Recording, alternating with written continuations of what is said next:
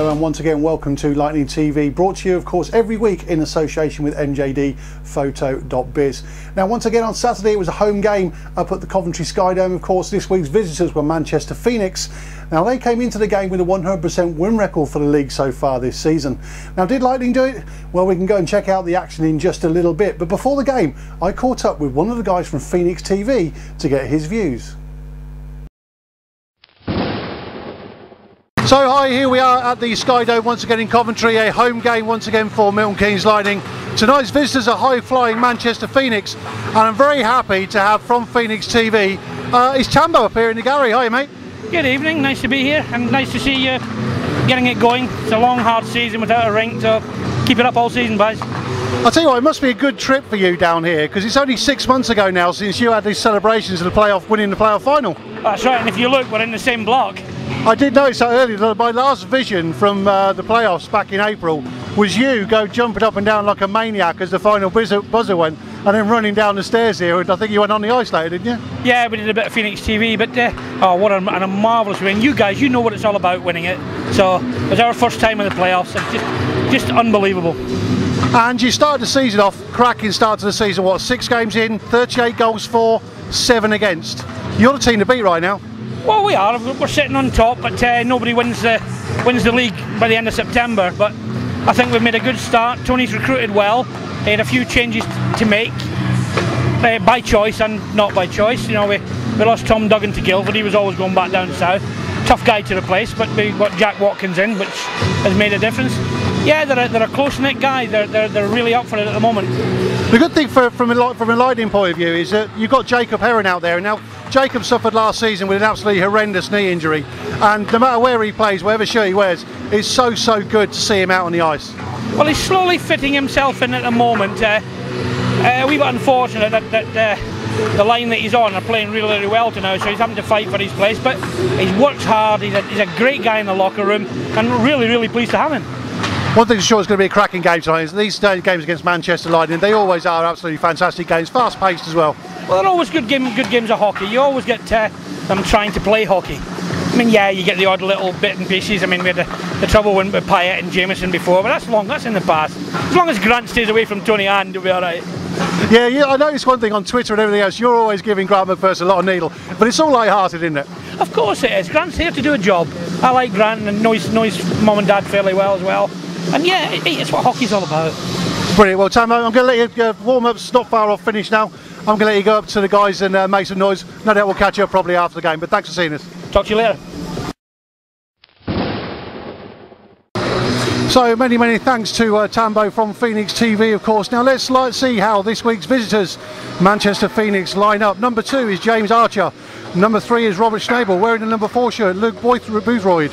Tony Hand wears number 9, of course, James Neal, number 12. Michael Cerny, number 13, Ben Wood is 15. 19 is Richard Bentham. 29 is Joe Graham. 31, Stephen Fone. 35, George L. Haag. 62 is Jacob Heron. 66, Robin Kovar. 83 is František Bakrik. 91, Andrew McKinney. 92, Liam Chong. And number 93 is Jack Watkins. That's your visitors, the Manchester Phoenix. So on to tonight's home side, of course, here at the Sky Dome in Coventry. That's your Milton Keynes Lightning, wearing their green shirts, sponsored by Northgate Vehicle Hire, of course. Number 1 is Jordan Headley. Number 5, Ben Russell. 8 is Blaz Emisic. 9, Grant McPherson. 10 is Connor Good. Yanni Yokler, as always, wears the number 12 shirt. 14, Jordan Cowney. 17 is Stanislav Lascek. 18 is Captain Adam Carr. Lee Jameson is wearing 19. 21 is Ross Green. 23 is Tom Carlon. 55 is Michael Farn. 61 is Ross Bowers. 66 is Lewis Christie. Big man Lucas Zadapek, he wears 78, and number 93, of course, is Stephen Wall. That's your Milton Keynes Lightning.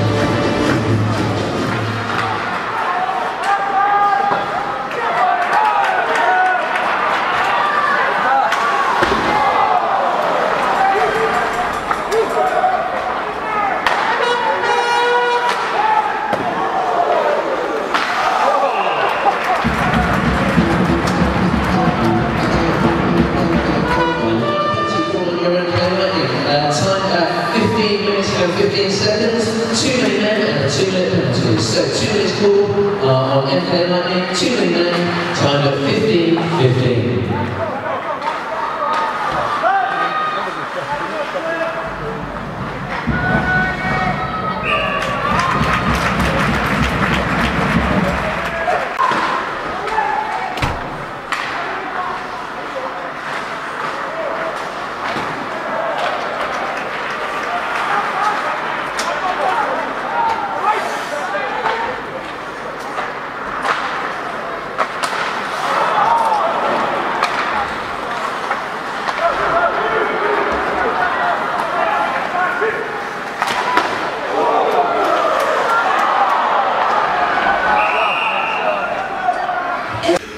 So Nick, very quickly, you can't be desperately unhappy now. I think you're unlucky to go in a goal down. Yeah, you know, the guys, the one thing we said is you've got to have a good start tonight, and I thought the guys came out and they played well against a very good hockey team, Manchester, no doubt. You can see why they've won 6 out of 6. But I thought we created some really good chances, and to be honest, a bit unlucky to be down 1, but overall pleased with it, and looking for more of the same.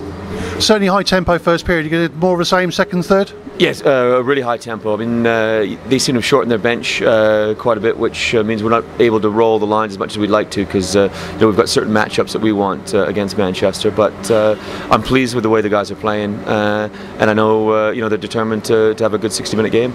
Brilliant, Nick. Thanks very much. Thank you.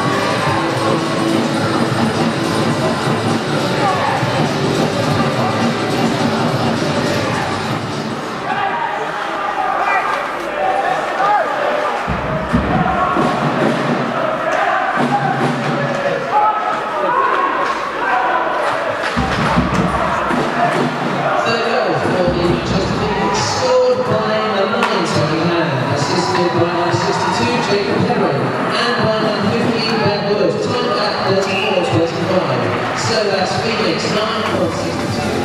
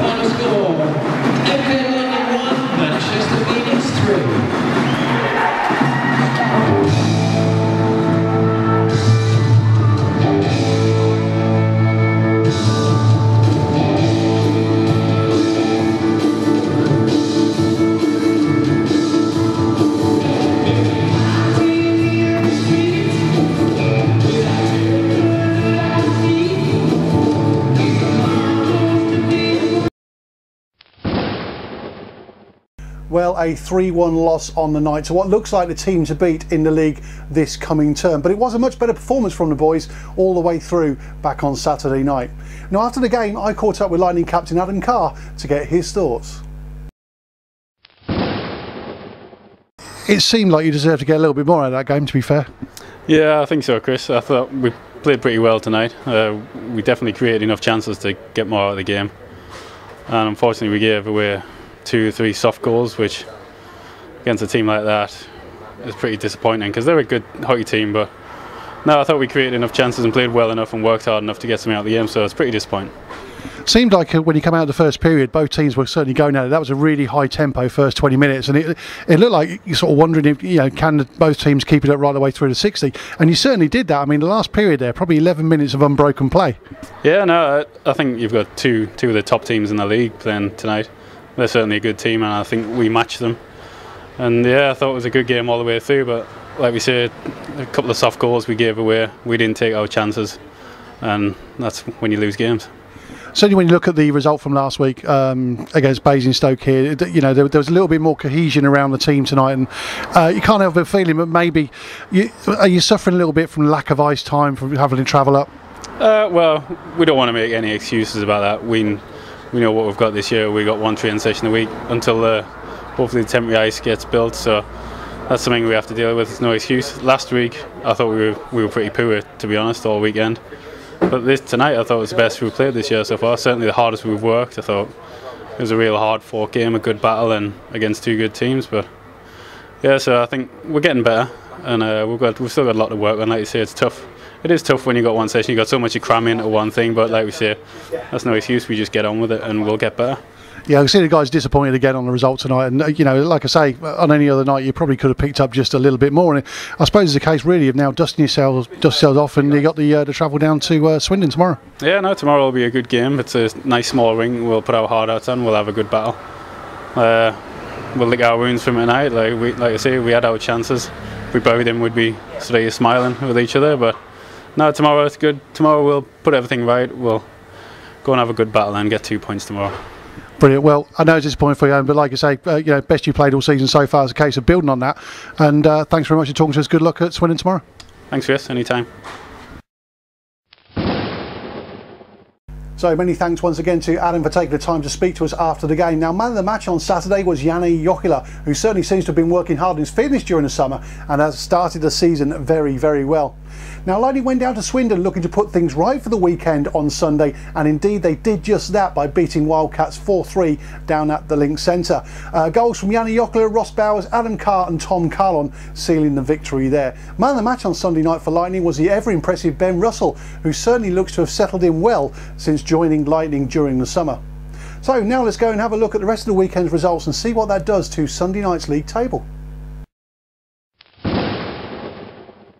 So as well as the Lightning Manchester game, it was of course a full programme in the English Premier League on Saturday night. Guildford took the points away from Basingstoke as they beat the Hampshire side 3-2 on the road, whilst much improved Telford put 6 past Phantoms of Brecon, the home side going down there 6-2 at home. Slough won yet another battle of Berkshire as they beat Bees 8-4 at the Hangar, while Swindon needed penalties to take the spoils at home to Sheffield, the score there being 3-2 at the end of the 60 minutes. On to Sunday then, it was Lightning new boy Ben Russell who took the Man of the Match award as Lightning ran out 4-3 at the Link Centre, whilst Brandon shut out Sheffield at home to take that game 3-0. Elsewhere, Basingstoke took the points from Guildford as they beat Flames on penalties. Manchester continued their fine form as they stretched their unbeaten run to 8 now after demolishing Slough 12-2 in Altrincham. Phoenix have now scored 53 goals in just 8 games and have conceded 10 in an impressive start to the season. At the other end of the spectrum, Peterborough's horrible start to the season continued as they were beaten 5-1 in Telford. Tom Watkins must be very happy with his team's start to the season, but John Kynaston must be wondering what to do as Phantoms has now shipped 33 goals in 6 games, having scored just 13. Changes to come in Britain before the weekend? We shall see. Onto the table then, of course, is Manchester at the top with maximum points from their games so far. Guildford and Basingstoke form the chasing pack at the moment, but that middle order is still fairly close with games in hand for some teams. The bottom of the table doesn't make for pretty reading, of course, for Bracknell and Phantoms fans, but there's still a long, long way to go. So still loads to play for, of course, as the season is just a few weeks old, but it'll certainly be interesting as time goes on, and Peterborough, of course, will be looking to make some changes. They'll get better results as time moves on, and they'll want to do that very, very quickly, I'd imagine. Now, speaking of Peterborough, we do want to send our best wishes to Telford's Scott McKenzie, who was stretchered off the Peterborough ice on Saturday night with what was thought to be a very serious injury. A spinal board was being used there. Now, the good news was that Scott spent an evening in hospital on Saturday night, but was released the very next day with concussion. That's a big relief after a very, very worrying time. Now, we also want to send our best wishes to Lightning D-man Lucas Zadapek. Big man took an accidental skate slash to the wrist on Sunday's game at Swindon, and although it looked quite serious, he's had 4 stitches applied to the wound. Now, we hope for a speedy recovery for the big man, and we want to thank everybody for helping out. That includes all the Swindon staff as well on the night. Now, it may not have escaped your attention that the Winter Olympics are just literally around the corner, and the Great Britain ice hockey team has an outside chance of being in Sochi come February. Now, the Great Britain sledge hockey team play their qualification tournament in Turin in just a couple of weeks, and head coach Andy Linton has recently been over to Russia to see how the facilities are shaping up. Now, I caught up with him during a period break at last Saturday's home game.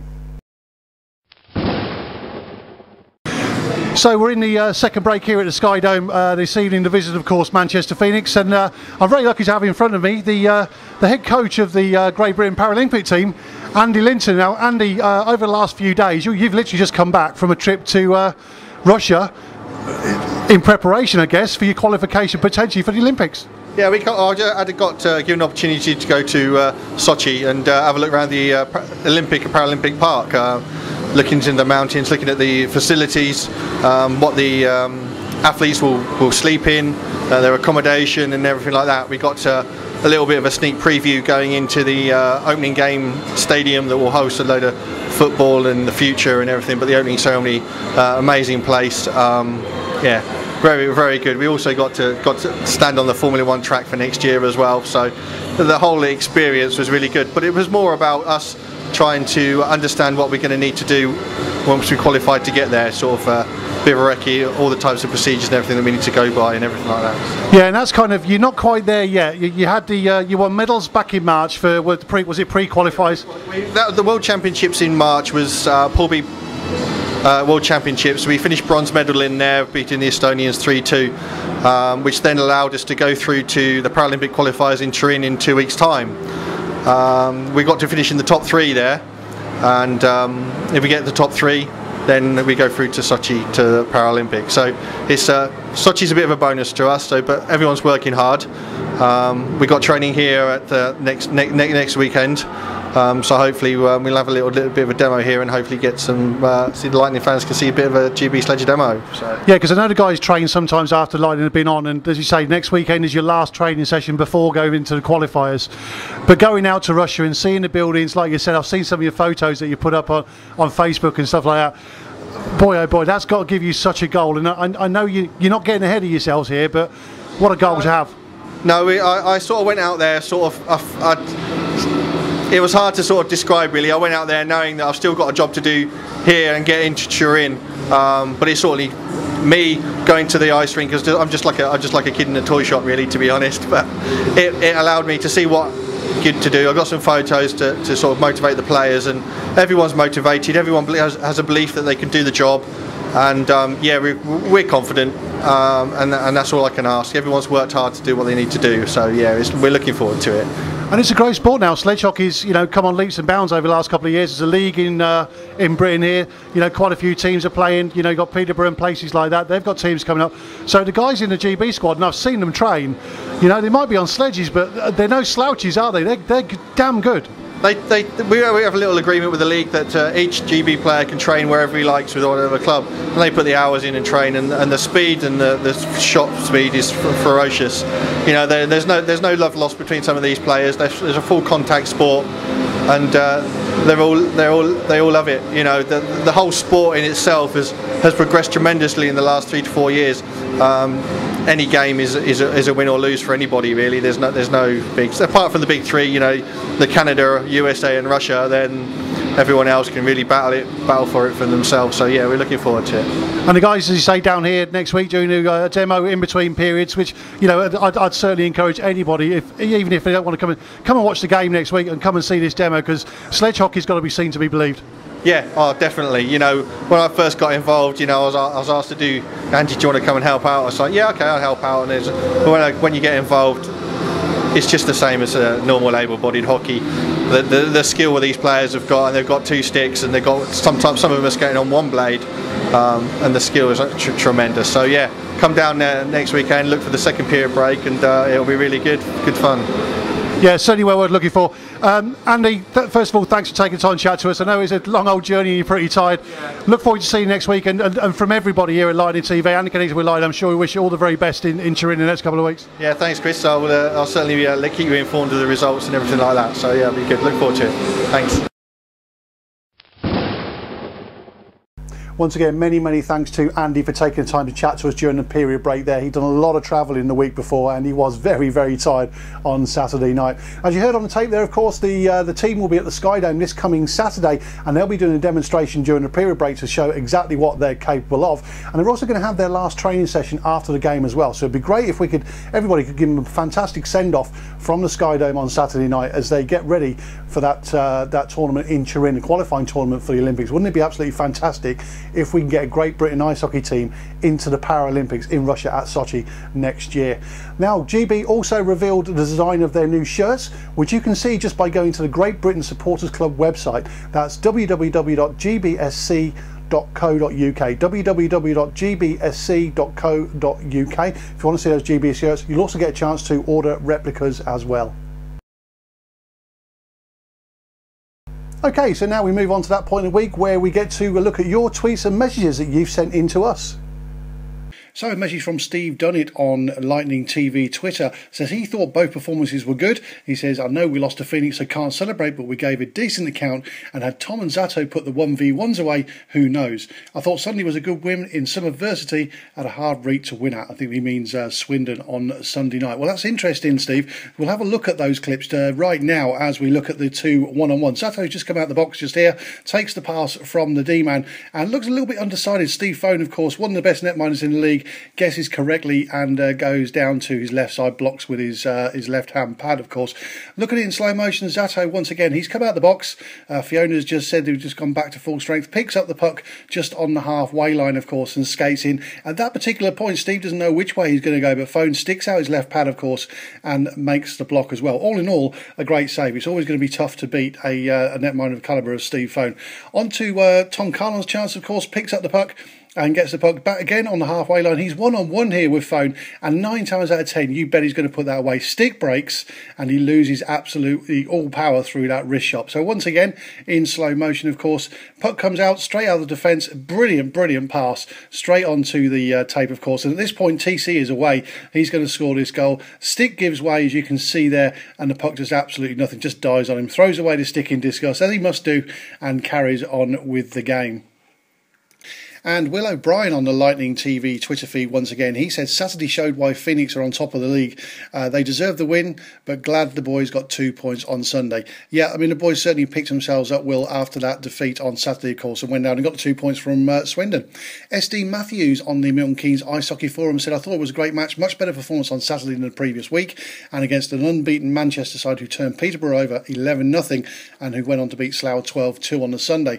So for them to hold to a 3-1 win, I think that was a great result. It wasn't a bad result at all, and had those missed chances from Zato and Tom Carlon gone in, of course, it would have made the game much closer. As it was, a win and a loss over the weekend, not too bad. The guys have just got to turn it around, of course, this weekend when Peterborough visit the Skydome. That's all the messages we've got for this week. Don't forget, we want to read your messages out every single week. You can contact us on Twitter. It's @LightningTV. Just send us a tweet on Monday or Tuesdays, or any time over the weekend, of course. You can contact us on the forums, MKIH forums, or even on Facebook as well. And don't forget, later on the season, we'll be handing out prizes for the most interesting tweets and messages that we get from you guys. Well, sadly, that's all we've got time for this week in this show, brought to you, of course, in association with mjdphoto.biz. Don't forget, if you want to secure your seats on the bus each week, all you need to do is send an email. It's travel@mk-lightning.com. That's travel@mk-lightning.com. If you don't want to send the email and you're at the game on home match nights, all you need to do is go to the supporters club stand. They'll willingly take your name and put you on the list for the bus each week. It'd be fantastic if we can keep those full buses coming up to the Skydome every single Saturday, and some Sundays, of course, right the way through the season. If you want more information on anything Milton Keynes Lightning related, of course, just go to the website www.mk-lightning.com. That's www.mk-lightning.com. And if you want to follow us, Lightning TV, on Twitter, it's very, very simple, @Lightning TV. It's just @Lightning TV. It's as simple as that. Now, a big, big game this coming Saturday at the Thunderdome in Coventry, of course, is Peterborough Phantoms. Doors open at 6:30. The face-off is at 7:30. You're going to need to be loud and proud for the boys.